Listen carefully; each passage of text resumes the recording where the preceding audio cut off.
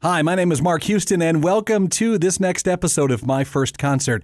I have been working in country radio since I was 16 years old, so it's been decades, and I've always worked in relatively small markets. The market I'm in now has been the biggest I've ever worked in, and it's not that big. I'm in Rapid City, South Dakota, and I love living here. I love this part of the country, but I've always wondered what it would be like to get to know on a personal level a lot of these artists that I have played so frequently throughout the years. And being in the part of the country that I'm in, I've never really had that opportunity. I mean, don't get me wrong, I've met almost all of these artists I play, everyone from Garth Brooks to Shania Twain to Jason Aldean to Tim McGraw to Luke Bryan. I've got to have small conversations with each of them, but I've always wanted to get to know them a little bit better and ask some more personal questions, I guess.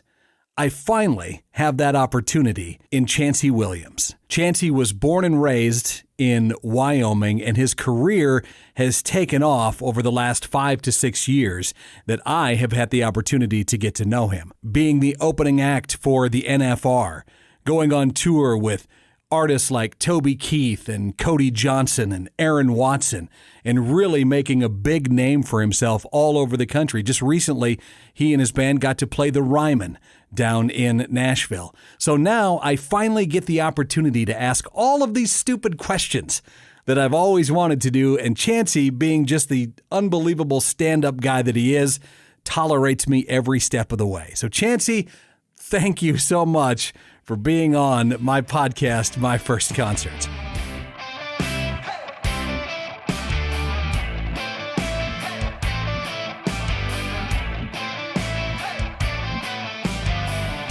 Hey, thanks for having me on, man. I appreciate it. Absolutely. Now, I don't know if you've been, well, I know you have because you're a big fan of almost anything I do. I get that. For sure. But I started a podcast a while back called My First Concert, and it's been fun talking with not just artists, but educators, right, and producers and roadies, anybody that's been drawn into music, right? You know, because it seems that all of us that are involved in it, every time you have a conversation with somebody, they can point to a moment, which I think is pretty cool. So you, Moorcroft, Wyoming, born and raised, right? Yep. Ranch kid. That's right. Is that what it was? Yep. That's all we did was ranch and wrestle and rodeo. Well, how many members in your family, Chancey? Well, my mom and dad, and then I have 2 brothers. Okay. So an older brother and a younger brother. So 5 of us growing up. My parents bought our place in 1985 over there around Keyhole, and okay, we just grew up working. Right. But my folks took us to a lot of rodeos, and we wrestled in the winter and rodeoed in the summer. So it was a great upbringing for sure. But, well, that's but it's, like I was telling you earlier, it's the second least populated county in the least populated state. So I mean, you don't see a lot of people, and if you don't want to, it was great growing up there. Well, that's interesting because you are now in a position and in a field where there are thousands of people around you, right, almost constantly. Sure. So when you were growing up that way, you said it was great to grow up that way where there's hardly any people around. But did you kind of have a desire to be with more people or to hang out with more people? I guess so. I kind of like being in social scenarios where there's lots of people around and people are laughing, having a good time. But, grew up, my folks bought me a guitar when I was 8. I didn't really take it very serious, but, thought I was kind of wanted to play, and it was neat, but I didn't know how to. Right. I still don't really know how to, but that's why I hire a good band.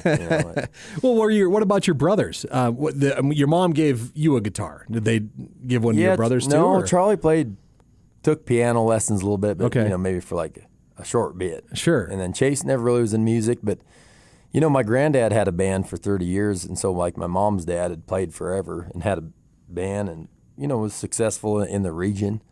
So I think Mom wanted me to follow in his footsteps, which I ended up doing. I play his guitar today. Wow. But I guess that's kind of where I got it, was from my mom's side. Well, how did she pick you out of the three kids? I mean, I'm the middle. I'm the luckiest you're the one. middle kid. They can yeah. kind of do whatever they want. Right. You know, like they're on Charlie to get married and have kids, and Chase to get a job. Like, Chancey, just go do whatever you want. You know? We don't care what you do. Right. Yeah. I was like, I'm gonna travel for the rest of my life. Like, all right, well, have fun. So you grew up, ranching and with that rodeo lifestyle, and then in a place like Wyoming or around here. The big sports are sports like football and wrestling, of course, is a big deal around here. Right. So what drew you to wrestling? Well, my dad was a state champion in 1969, and so like our family has just always been a wrestling family. And Dad coached us all the way through USA, and then coached us in junior high and high school too. Okay. So we'd always just, I was 6'2", weighing 119 pounds. I probably should have been a basketball player, but. Man, I was bad at basketball. It wasn't my genes. Coordination wasn't the. Me and my brothers weren't blessed with this ability that everybody else has called catching or throwing. I don't know when fathers pulled their kids aside growing up to teach them how to catch and throw, but I mean, if you want a good laugh, the three of us will go have a throwing contest with you. And all right, I want to know. Yes, I definitely want to do that. So we figured out pretty young, like we better wrestle. Sure. At least we can we're kind of bullheaded, and we'll just. I'll beat you some way. Yeah. Well, most of the ranch kids I knew growing up were the best wrestlers. Well, for that very reason. You just have no quit in you. And you're just like, well, I don't know how I'm going to win. I'll figure it out. Exactly. But so yeah, loved wrestling, and I knew probably after high school I wasn't going to wrestle anymore. I was fortunate. I won state twice, and I was satisfied with my wrestling career. And like my older brother. Charlie never won state, but Charlie's the best wrestler of the family. He went to Dickinson and wrestled for 5 years. Oh, wow, yeah. My little brother Chase is really tough, too. Chase could have went to college. He just didn't want to wrestle in college either. But I just knew, I went to college to rodeo because I was like, even at that point when I graduated high school, that music was second. I was just going to be a saddle bronc rider. I was like going to go to college, probably PRC rodeo for quite a while and see what happens. Well, did you start that in high school? Yep. Yeah. Along with wrestling? Yep, I was riding bucking horses when I was a freshman in high school and liked it equal to wrestling. But, they're off season, so you could kind of focus on both equally. But I just knew when I got to college, I had a scholarship to go ride saddle broncs at Casper College. So I was like, I'm going to do that. I went to one wrestling practice at Dickinson and figured out really quick that I don't want to be a college wrestler. That's a serious those program guys over are there too. Too tough for me. They are. But wow. I knew I just loved rodeoing and loved riding bucking horses, and still always I had the band through high school and college, but it was always just kind of something for fun, like it was a good excuse to get paid a little bit and to throw a party, right? Even in high school. I mean, if my folks listen to this, we had a band so we could throw parties. Right. We weren't really focused on how good we could get or how we sounded. It was, hey, we're going to go practice over in the shop. Buy a 30-pack Keystone. Practice. Right. Our friends from town are going to come out and watch us practice. That's one of the most interesting parts of the conversation I wanted to have with you. Growing up in a ranch family, being a wrestler, being a saddle bronc rider. I need, where is that music then? What, because those are all, I'm trying to figure out the right way to say this. They're very tough sports, okay? Right. There's a certain attitude that goes along with that toughness. And a lot of guys that have that toughness aren't the sensitive musical type. Does that make sense? For sure. Okay. That's why a lot of people in music, their career doesn't go very long. It's easy to give up. Right. And I always credit wrestling to our success in music and my success when I was riding bucking horses. Like, I just had no quit in me. Like, I didn't truly believe, Dad had me trained wrestling, that there was nobody that could beat me. Was there? Yes. I got beat some. In bronc riding, every time before I gnawed it, Dad's like, there's no way any of these horses can buck you off. Was there? Yes. But I just didn't believe it. Right. So, like, wrestling teaches all this mental strength that you don't get from other sports. And, wrestlers will tell you that, like, there's nothing you can't tell us we can't do. Right. And so I've applied that to music. Like, did we start out good? No. I mean, it took us a long time to learn. I didn't know anything about music. Right. I was telling you, like, I know a whole bunch about ranching and a lot about rodeoing, and I have a master's degree in public administration. And I chose to do music, something that I literally knew nothing about. Like, I'm going to try something I know nothing about. But being the bullheaded wrestling mentality type, like, I will figure this out some way, and I'll figure out a way to beat everybody else in the end game. Right. It might take me a little longer, but I will get to where I want to be just because I've set my mind to it. So, like, and the competitive nature of wrestling and rodeo I've applied to music. Like, it's not like you're competing with other artists. Everybody's different. Right. But in my mind, I'm like, what they do, I want to try to do a little better, you know. Are you satisfied with where you're at right now, or Yeah, not for sure. yet? I mean, if I had to go back in time and I'd have done things different, you know, and some younger artists coming up that are starting, I try to give them some advice of things that would have sped the process up a little bit. You know, we spent a lot of years just playing cover music and making ends meet, being a kind of a bar band, which I don't discredit at all. That got us where we are today, and I loved every second of it. But if I'd have shortened that a little bit, focused on writing and recording my own music a little bit sooner than I did, things would have happened a little sooner, I believe. Right. But wouldn't change anything, and definitely satisfied where we are. I mean, it'd have been easy to quit a lot of times, but like things every year just keeps getting a little bit better. We keep getting bigger shows. You know, we signed with WME. Right. We got all these things happening. The music's getting better. The shows are getting bigger. You know, we're playing with big artists. Like last year, we played with Toby Keith 5 times, and Alan Jackson got to play the Ryman in Nashville. It's like, well, we must be doing something right. I mean, I don't know. We just keep hacking away and trying to play the game the correct way, and you know, and just work hard, and it's been working out. So now, you were pretty successful though in Saddle Bronc too. Yeah, I mean, you were. I think, and correct me if I'm wrong, because I'm trying to remember this, but you were the only other rider / singer to do that at Cheyenne Frontier Days, right? Yeah, you know, so like it's hard to play the main stage at Cheyenne, right? Because like, I mean, it's a handful of artists every year play it, you know, and to ride there is not terribly hard, but it is hard. You have to have if you're a rookie saddle bronc rider, you have to have your permit, so you have to get into Cheyenne. It's tough. So like when I first rode at Cheyenne, there were separate years, but I rode at Cheyenne a couple times, and that's when I thought I was just going to rodeo forever. And then I'd have never dreamed, you know, after I rode that day, going to watch George Strait that night, that someday I'll be playing on that stage. I didn't think about it.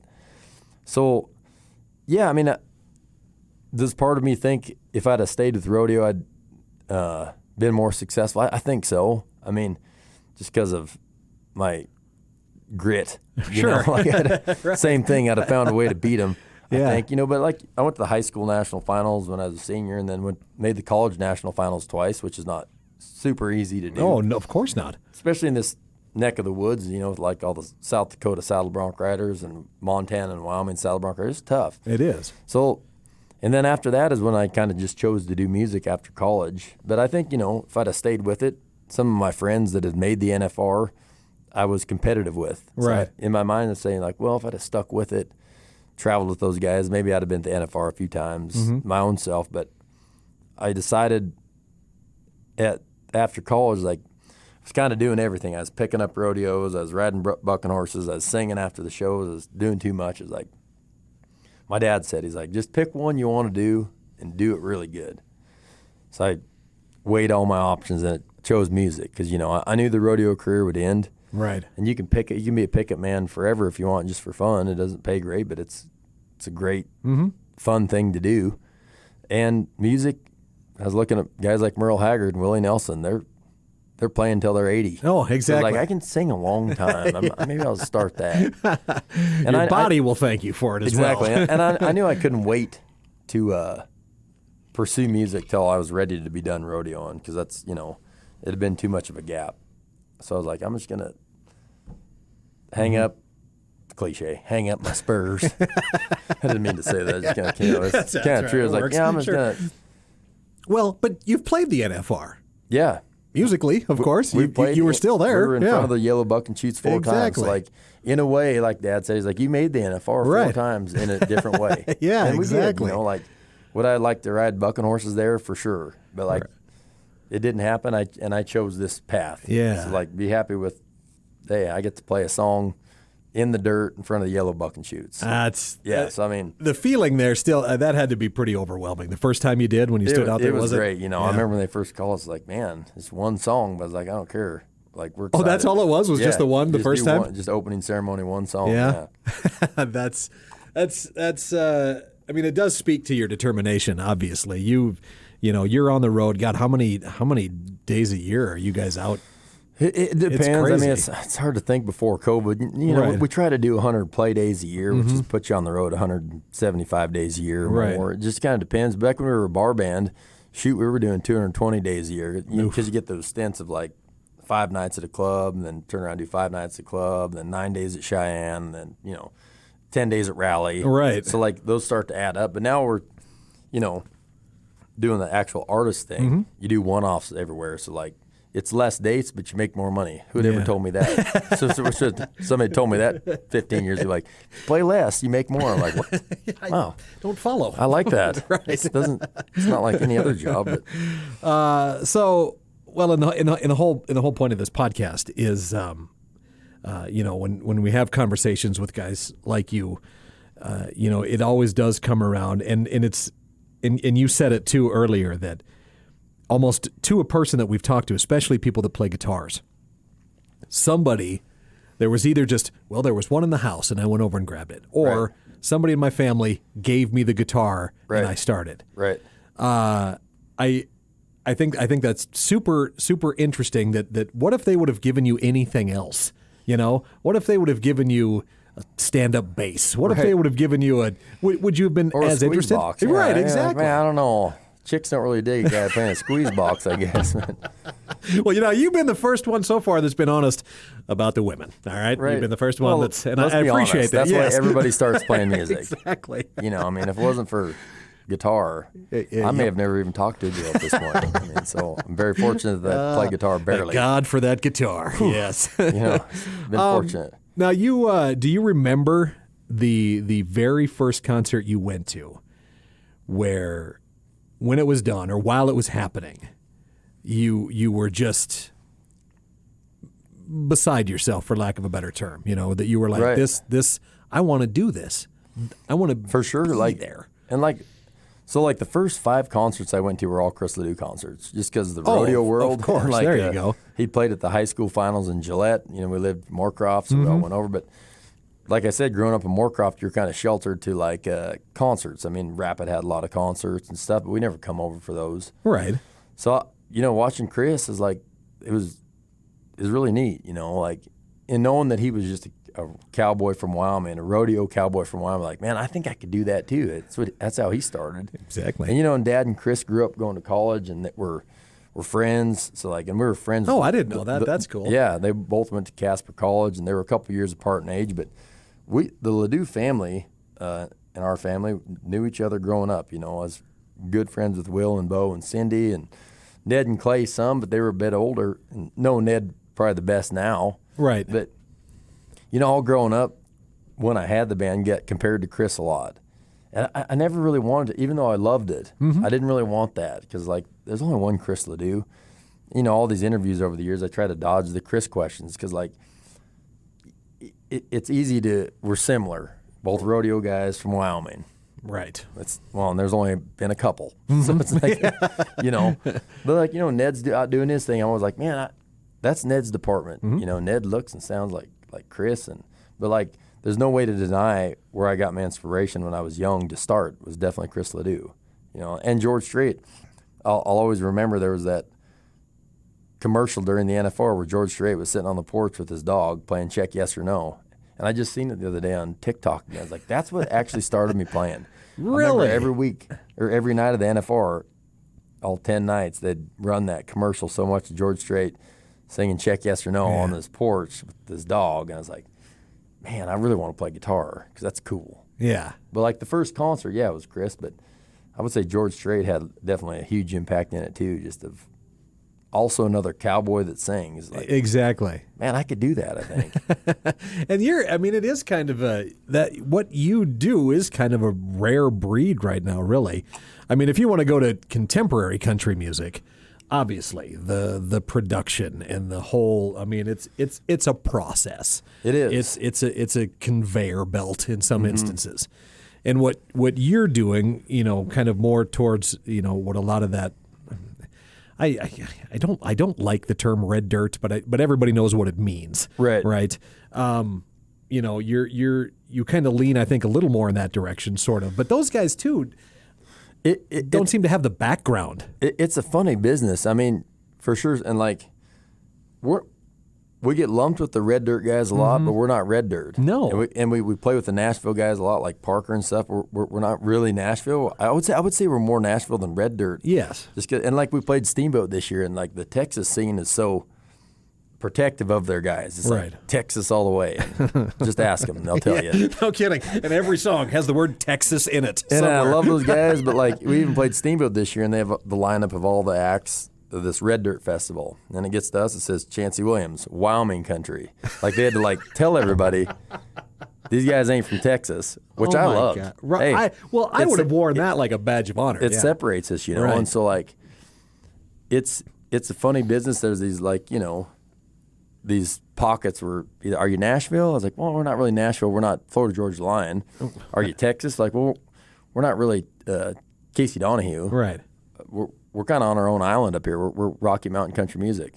We're Wyoming country, and call it what you will. Like we don't really try to make our sound like anybody. We just sound like what we think sounds good, and it turns out like our own sound. But like you said, the mainstream country is a conveyor belt. Sure. They But times change, like they call them hat acts. George Strait and all these guys in the 90s, some were wearing cowboy hats, and they're like, it's not cool. Right. They've been gone for a while, but it's coming back. You see, like John Party, Cody Johnson. Yes. I seen Riley Green the other day was wearing a cowboy hat, and I was like, I would love to shape it for him. Yeah. And I think Riley's a great singer and a great songwriter and a great guy, but like, man, if you're going to wear one, let us cowboys help you out a little bit. That's right. Go get some steam on that because you're going to need a little. Yeah, because Cody looks good. He's a cowboy. And John Party got his hat from American Hats. He looks good. And, we obviously in our neck of the woods know how to wear a hat. Right. So, but I think the wave is coming back a little bit where the hat acts are kind of cool again. And like that's why we're rooting for Cody Johnson and John Party. Like if those guys are successful, it helps guys like us because then around Nashville, conveyor belt action again. Right. Like, well, that worked. What's this kid from Wyoming doing? Yeah. Like he's got all this traction, playing all these places across the country, not just Wyoming. He's playing, from the Mississippi River to California. Right. It's like, wait, he wears a hat too. Like it's funny how the town is full of copycats. Florida Georgia Line is a great example. Mm-hmm. Whether you like them or not, that was super successful. Yes, it was. And they copied that 1,000 times, and those people were successful. Right. But then it got to a point where people were like, I've kind of heard it. Still working a little bit. I would say it's maybe on its way out a little bit. People are going for the newer sound, like Chris Stapleton stuff, more real music, yes, authentic stuff, and even the John Party stuff and Cody is starting to latch on. So, like, is that wave coming? There's no roadmap in country music, no, or in music in general. So, like, nobody can foresee the future. But it's just funny how those things work. So, like, if those hat acts catch on, are they going to try to copy that a whole bunch? Yeah, you know exactly. What I mean, we don't know. Right.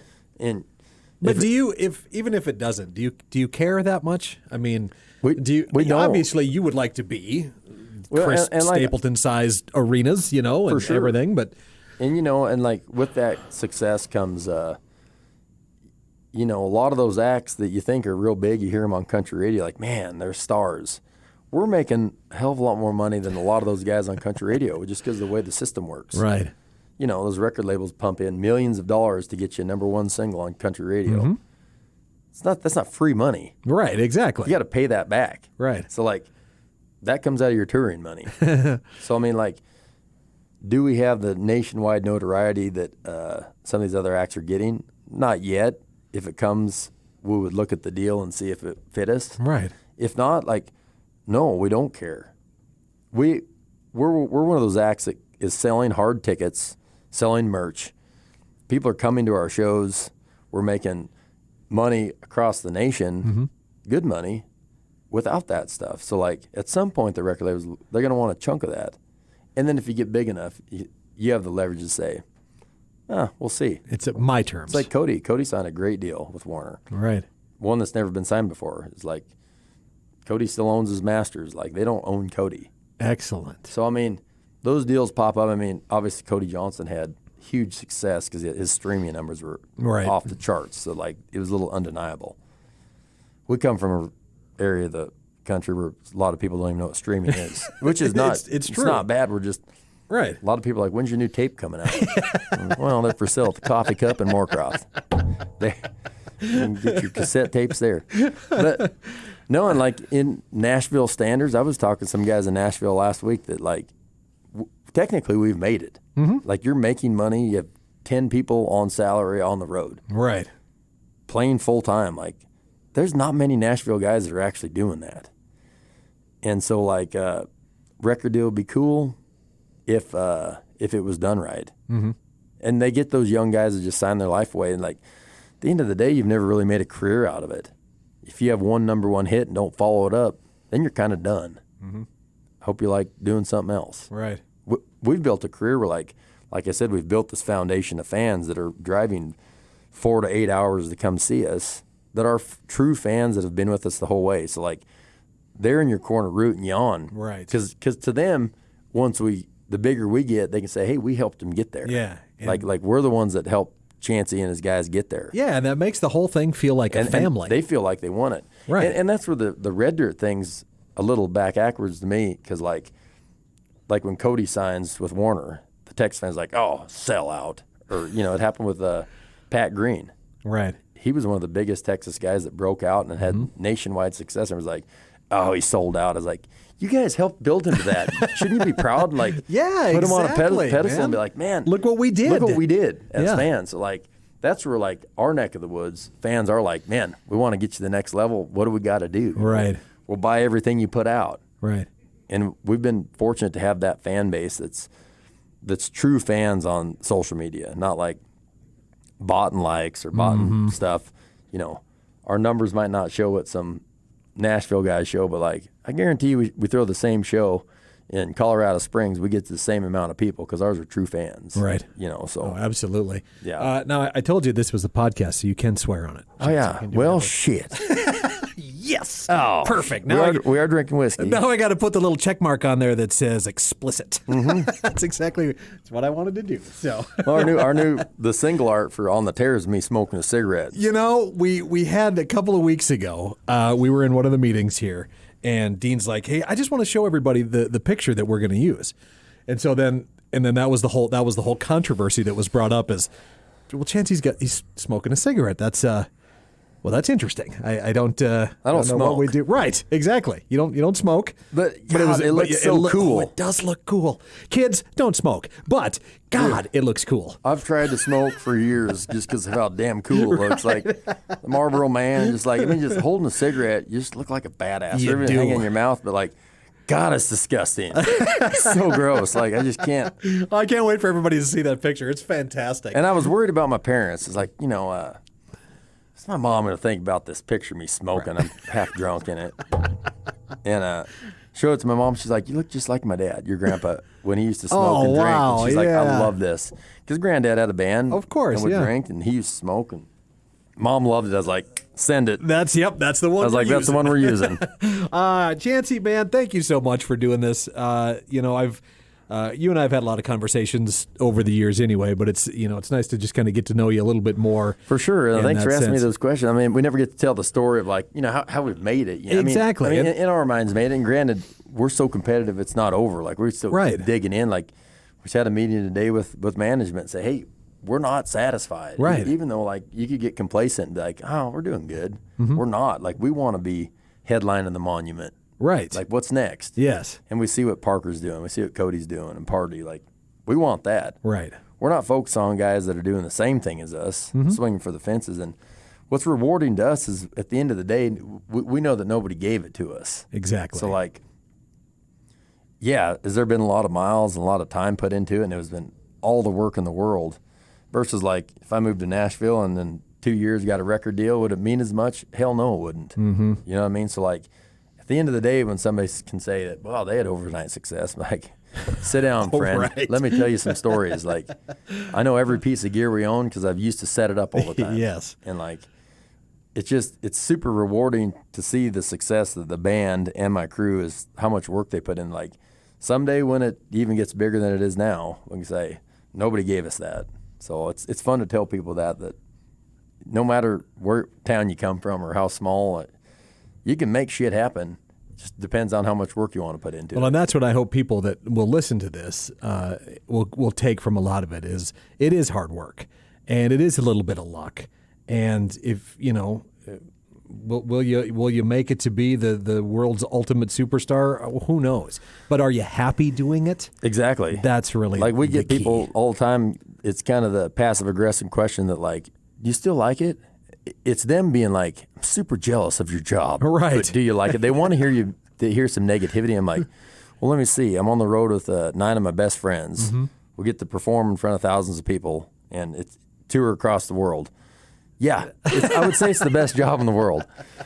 And it's just, it's the best, and I wouldn't trade it for anything. Excellent. But, yeah. Excellent. Buddy, thank you again for talking with me, man. I can't wait to see you out again, especially this. I got to see you somewhere not here. Where are you going to be? Where's like the next place that's not around our area that you'll be? It's hard. You work all the time. I do. I mean, so like, I really do. You're right. You nailed it. Can you actually get away for 2 days or 3 days? Hold on. I gotta mark this where we're recording this so I can play this back for Dean. I mean, Chancey says I Dean work. wouldn't work you so hard. You could actually fly out for a couple days. We'll go to Nashville. That's where I want to see you guys play. Yeah. Going to Vegas soon. We're playing Perfect. at Red Bluff, California in April for the rodeo. It's going to be awesome. Oh, that'll be a big We got deal. a lot of cool things coming up. Yeah. All right. I'll see you at one of those. I'm going to make it a goal this summer then. Hey, if I have to For write sure. Dean a letter to tell him Please. that Please I need do. Mark Houston on the road, we got to do some radio bits. I know. And the only place you it's can catch me content. is on the road on the bus. How am I supposed to do that, Dean, if I'm not on the bus with Chancey? It's true. You got a bunk ready, my friend. It's done. We're ready. Thanks, man. Appreciate it. Thanks.